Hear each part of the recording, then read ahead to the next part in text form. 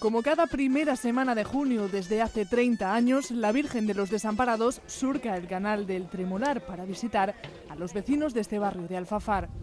La passem pel canal, que és per a on nostres iaios i nostres pares carrejaven l'arròs des del camp, del Palmar, així. I entonces volem passar-la en record d'aquells temps pel canal. Pasa casa por casa, pero durante todo el año los vecinos disfrutan de la Mare de Déu también en sus hogares.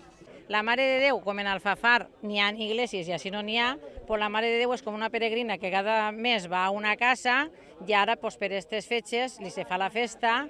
Se van passant la santeta casa per casa, pues ara traure la patrona, traure la imatge gran i que vaig a casa per casa acompanyat per tots els veïns, pues és l'acte més emotiu per tots els camins de l'horta i per totes les alqueries que n'hi ha.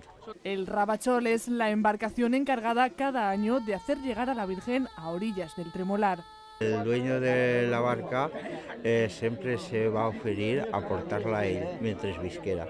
Las mejores palabras de cariño y fervor suenan a ritmo de tabalet y dolçaina con las tradicionales albaes.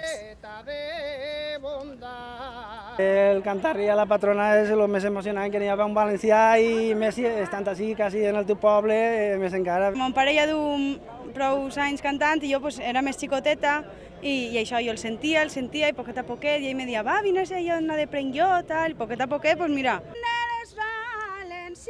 Este es el día grande de unas fiestas que tras la misa de campaña termina con una romería por la barriada.